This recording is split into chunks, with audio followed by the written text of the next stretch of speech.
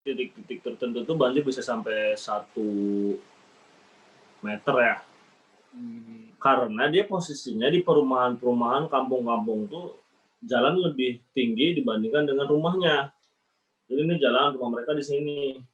Oh gitu. Ternyata di Kalimantan Jadi ya udah. udah kayak Apa? Jakarta ya? Enggak, di Kalimantan udah kayak Jakarta.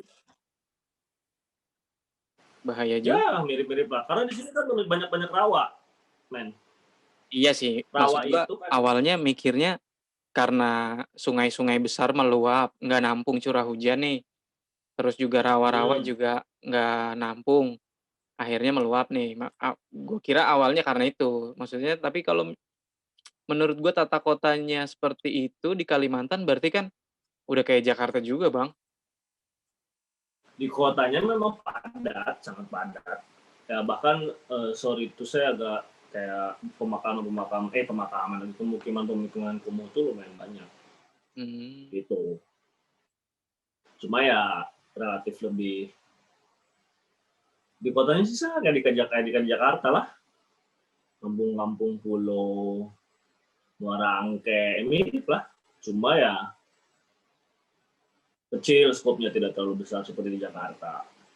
Itu sih, itu doang. Begitu Kakak Pimen. Ya, jadi nanti kita bakal ngobrolin ini sih, Bang, ngobrol santai aja kayak kita diskusi biasa. Kayak gitu. Cuma gue pengen Apa nih? Kita ngebahas apa? Ngebahas tentang dunia kampus, perpolitikan kampus, Oh, atau jelas. ngebahas tentang boleh lah, siap. Apa aja nih? Ya sih. Man, lu Liverpool kan ya? Apa? Lu Liverpool kan ya? Oh iya. Liverpool. Kita rival. Pakai bajunya Opa Ferguson. Sorry, gue pakainya bajunya Opa nih. Oh, santai. Gue memberikan kesempatan merasakan dinginnya puncak kayak gitu. Oh, kayaknya sampai akhir musim sih semoga. Wih.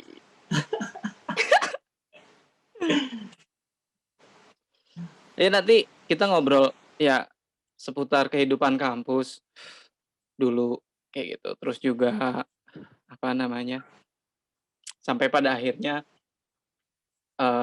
dunia kerja kayak gitu, dan juga mungkin beberapa hobis lu belakangan ini kayak gitu.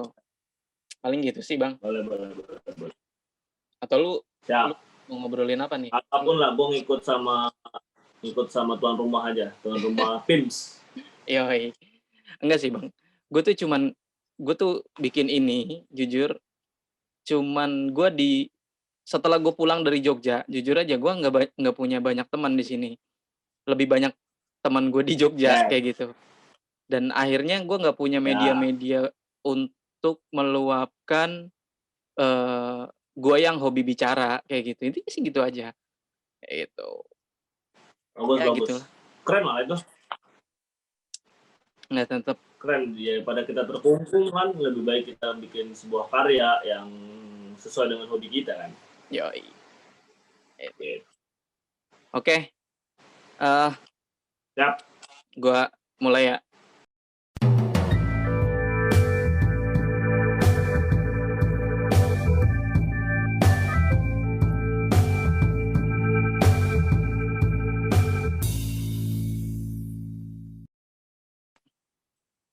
Yo. Oke, balik lagi bareng gua Firman Maulana. Thank you buat teman-teman semua yang udah dengerin di episode sebelumnya. Di episode kali ini gue juga ngajak teman, sahabat, senior kayak gitu nih. Karena beliau ini nih salah satu orang yang apa ya, buat gue tuh dulu semasa gue kuliah di kampus, itu tuh salah satu senior yang banyak menginspirasi, banyak yang ngasih banyak pelajaran lah buat gue, termasuk juga referensi buku yang gue baca selama di kampus juga kebanyakan dari beliau ini kayak gitu. Oke, kita kenalan dulu. Gimana Bang Jarot? Kabarnya aman ya di Kalimantan?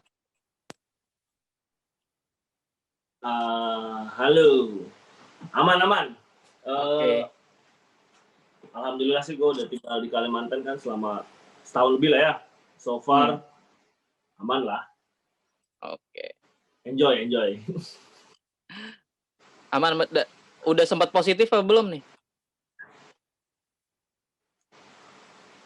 Positif atau enggaknya sih belum ya. Gue 1 kali, 2 kali, 3 kali pernah ngelakuin nggak swab sih, cuma kayak rapid aja. 3-tiganya sih negatif, non reaktif juga. Cuma sih gue selalu feeling kepada diri gue kayaknya sih gue kayak OTG gitu mungkin ya, karena positif atau tidak itu kan kita tidak tahu batasannya seperti apa, meskipun ada beberapa cirinya, cuma kan kita nggak tahu, mungkin kita ngerasa aja kita sehat-sehat, tapi nggak tahu mungkin si virus itu sudah masuk tubuh kita ya. Tapi ya intinya jaga diri masing-masing aja sih, jaga diri masing-masing, impact-nya yang ngejaga diri buat orang lain juga. Tapi seberpengaruh apa Bang COVID di Kalimantan? Di Kalimantan ini, karena gue kan Kalimantan luas kan, gue perkecil aja lah, gue di Banjarmasin, Kalimantan Selatan. Sebenarnya COVID itu ya dimulai awal itu di Februari tahun lalu lah ya. Serius? Sampai Berarti lebih cepat dari Jakarta dong? Maret. Februari atau Maret sih? Kayaknya Maret deh, men. Maret, iya. Di Jakarta itu mulai ada huru hara. Gitu ya. Iya, yang di Depok itu, kasus pertama. Ya, yang Depok Ciayo itu kan. Ya. Yang ngikutin kayak di Wuhan. Ya mungkin gitu sekitar segitulah. Mungkin dari mulai pertengahan kali ya. Ada PSBB. Tapi ya awal-awal aja. Selanjutnya ya seperti Indonesia kebanyakan lah ya, karena kita bagian dari Indonesia dan protokol yang agak sedikit bias, tidak tegas dan lain-lain. So far bisnis tetap jalan karena memang kita tidak bisa juga. Pemerintah tidak hadir lah kepada masyarakat untuk benar-benar bisa nge-keep mereka stay di rumah juga agak susah. Jadi mau tidak mau ya normalisasi era new normal kayak gitu ya. Cuman ya kayak biasa aja sih, cuma secara tidak langsung kehidupannya masyarakat mungkin sudah agak sedikit berubah. Orang-orang pada pakai masker, mulai disiplin, meskipun tidak 100%, tapi ya better lah. Cuma ya kalau untuk masalah kedisiplinan ya hampir sama lah seperti kota-kota Indonesia yang lainnya. Mayoritas juga berkumpul, kafe tetap buka, ya kayak gitu kondisinya. Berarti bahkan seperti di zona merah juga kan, Banjarmasin kan. Oh gitu. Tapi sekolah tetap off kan, pendidikan itu secara sekolah off, ngikutin aturan pemerintah. Off. Sekolah, kampus off. Tapi kalau di kantor sendiri masuk. Bang? Kalau di kantor tetap 100% masuk. atau ada pembatasan? Di bulan pertama sampai dengan bulan ke-3 COVID itu kami ada WFH. Untuk yang admin itu kerjanya di rumah. Untuk yang sales, karena gue di dunia distribusi, yang sales itu piket. Jadi 3 hari kerja, 2 hari libur. Kan 5 hari kerja operasional, 3 hari kerja, 2 hari libur. Begitu sebaliknya, piket lah intinya. Ya 50% karyawan lah yang berkeliaran di kantor gitu. Cuma karena kita terkait distribusi, target penjualan tidak achieve, ya mau tidak mau akhirnya kita kembali ke awal, tapi dengan protokol kesehatan yang lebih ketat. Kayak tidak boleh berkumpul, tidak boleh berlama-lama di kantor, jadi kalau udah selesai kerja langsung pulang. Kita disediakan masker, hand sanitizer per orang, dikasih gitu sih. Itu aja paling adaptasinya, lebih ke adaptasi new normal, bukan ke lockdown yang benar-benar kerja dari rumah gitu. Karena agak susah sih kita kalau kerja dari rumah. Gitu sih. Kalau lu lebih banyak di kantornya atau lebih banyak operasional ke lapangan, Bang? Gua operasional ke lapangan sih. Jadi gua 5 hari kerja, 1 hari di kantor full, hari Senin, hari Selasa sampai dengan hari Jumat gua kebanyakan operasional di lapangan. Karena harus mengontrol sales yang bekerja di lapangan ya, jadi mau tidak mau gue harus terjun langsung juga ke lapangan. Tapi satu harinya di kantor full, meeting dan lain-lain, administrasi kantor, lalu Selasa sampai dengan Jumat ke lapangan, mendampingi tim di lapangan gitu.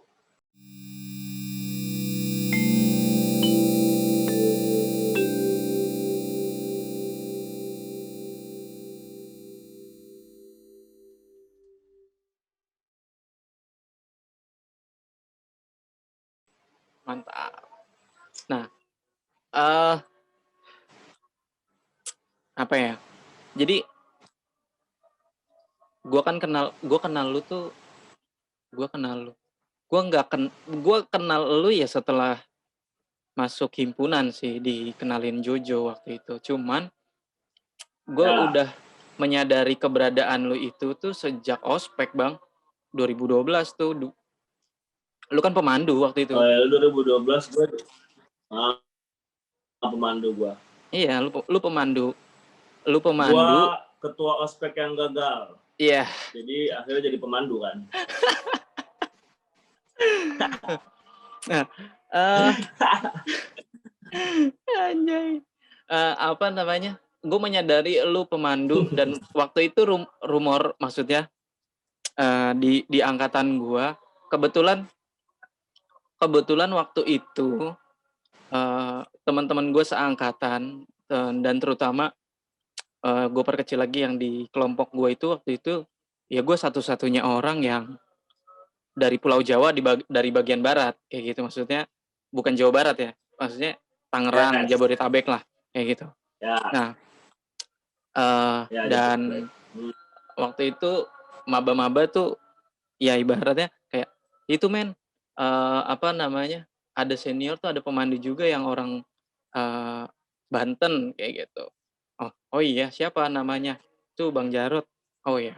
Dan pertama kali gua berinteraksi, at least bukan dua arah kayak gini, maksudnya dalam artian pertama kali yang gua ngelihat lu ngomong dan gua oh ya nih orang si apa namanya orang bukan orang Jawa dalam artian Jawa tuh bukan Pulau Jawa tapi orang suku Jawa kayak gitu. Jawa Tengah.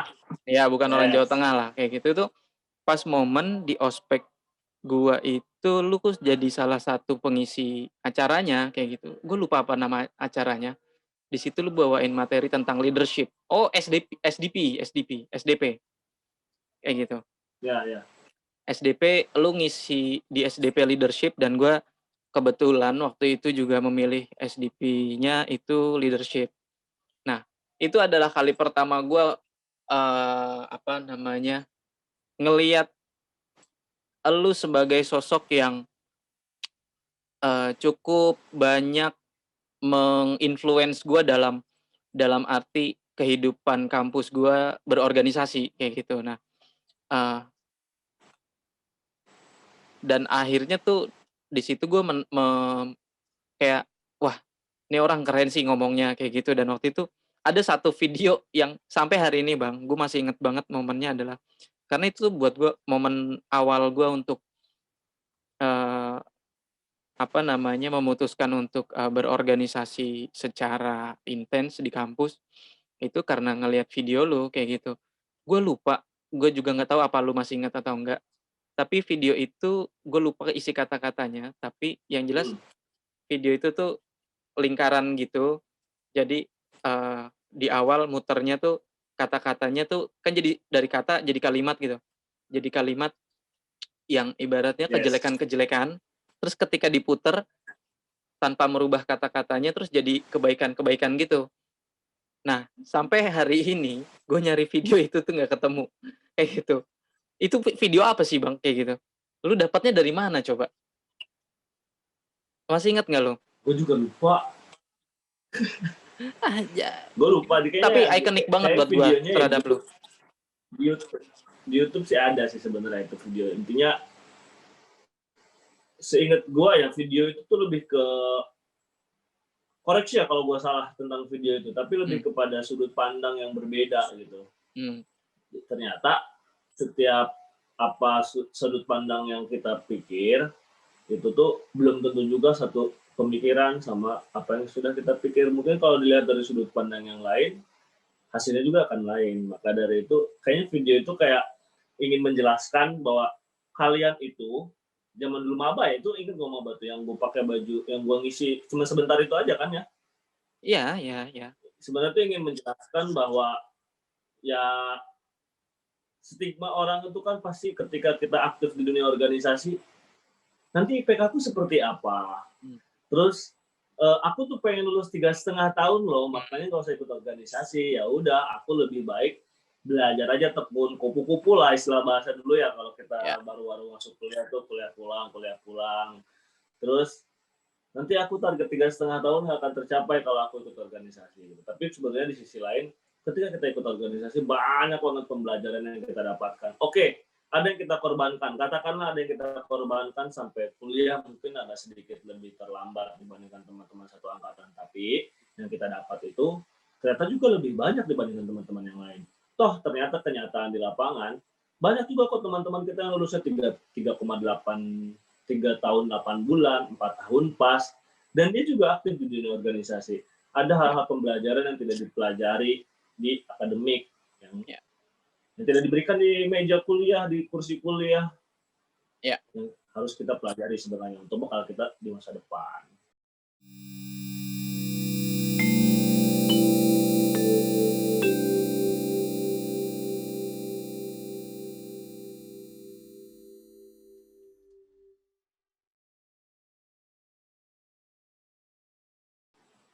Nah, kita lanjut lagi nih, Bang.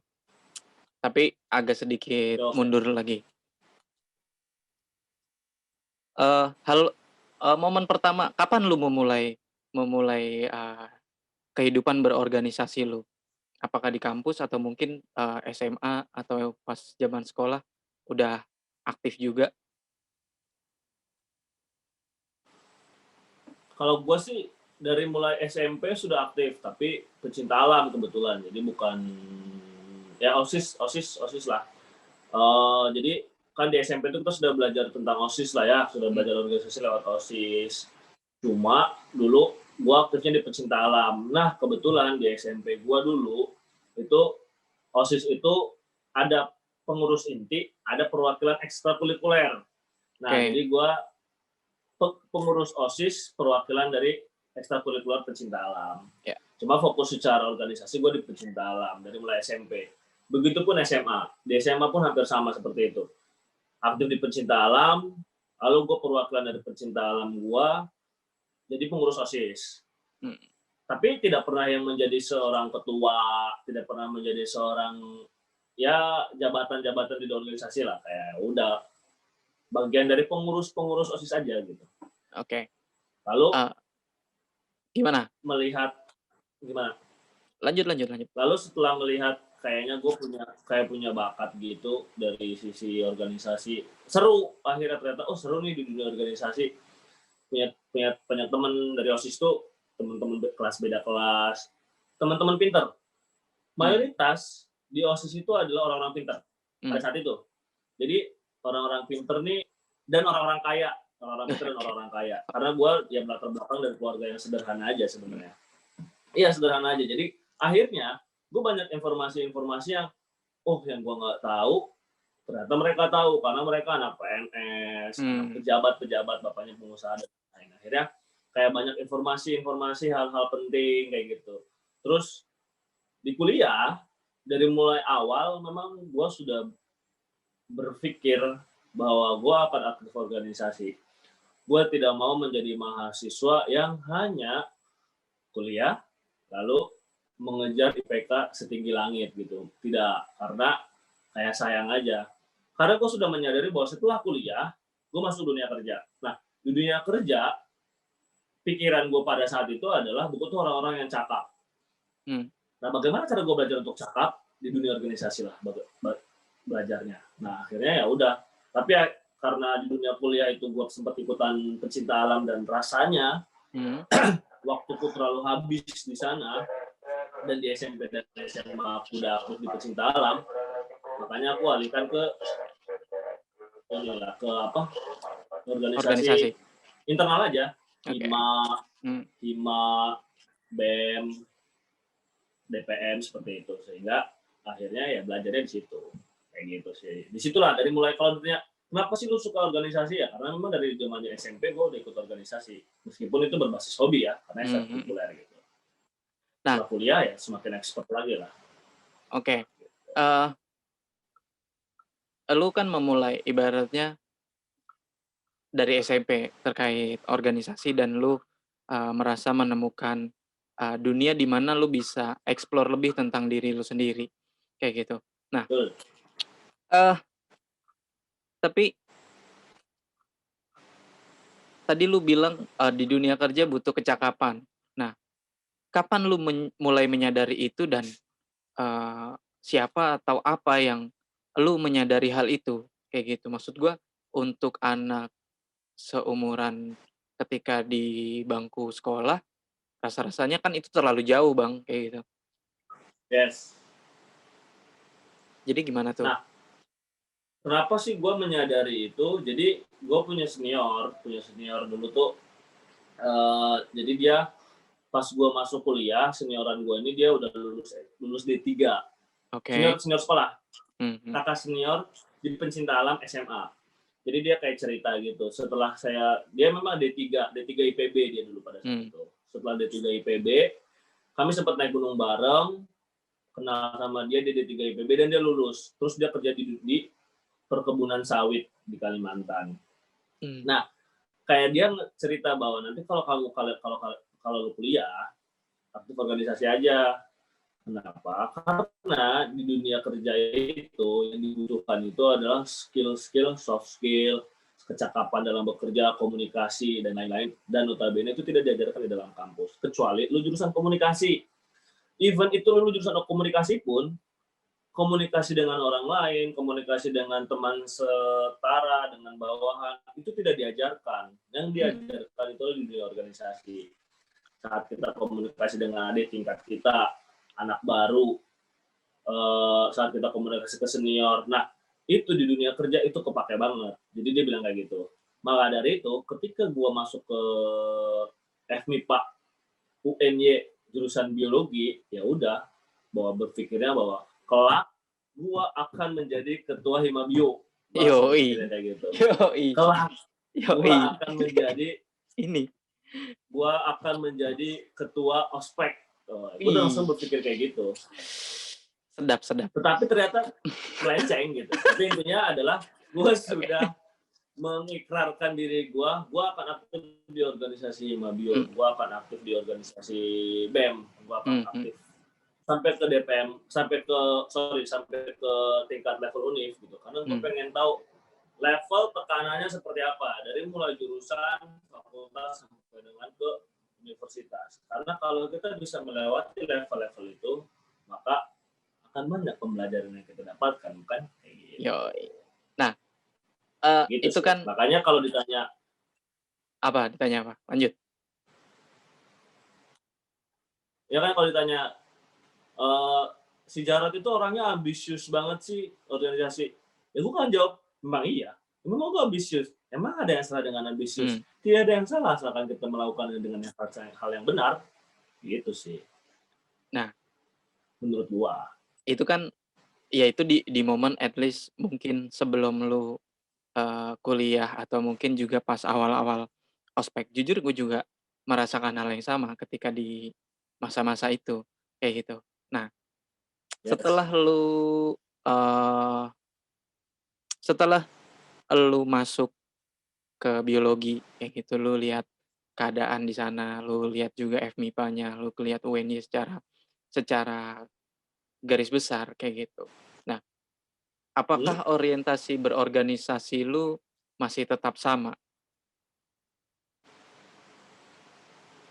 Oke. Sebenarnya hampir tetap sama sih. Jadi gini, point of view yang gue dapat, yang gue tuju itu adalah bagaimana caranya gue belajar. Gue tidak pernah melihat bahwa organisasi ini sebagai batu loncatan untuk menjadi sesuatu, tidak pernah. Tetapi gue mikirnya jangka panjang. Jadi ketika gue organisasi dulu tuh, gue berpikirnya kayak gini, sederhana nih. Ketika gue nanti masuk organisasi Himabio, maka gue tahu tuh kerjaan level, jurusan tuh seperti apa. Lalu ketika gue masuk ke fakultas, gue mengetahui level kerjaan yang gue kerjakan itu sefakultas itu apa. Berarti gue akan komunikasi dengan fakultas-fakultas yang lain di dalam kampus UNY, dan juga gue akan mempelajari tentang bagaimana sih pekerjaan fakultas-fakultas yang lain. Begitupun dengan yang di universitas, maka gue akan belajar dengan UGM, dengan UAJY, dengan UAD, dengan kampus-kampus yang lain lah, intinya seperti itu. Nah, lalu dengan fenomena yang tadi lu pertanyakan, dengan kondisi di UNY seperti ini, apa membuat lu berubah atau enggak? Sama gitu. Karena gue selalu berpikiran bahwa ketika sesuatu itu tidak sesuai dengan yang kita kehendaki, maka bukan berarti kita harus nyerah, tapi kita harus menyesuaikan dengan kondisi itu. Maka dari itu, ketika memang gue tidak bisa mencapai target A gue harus punya target B gue. Tetapi objektifnya atau tujuannya tetap sama.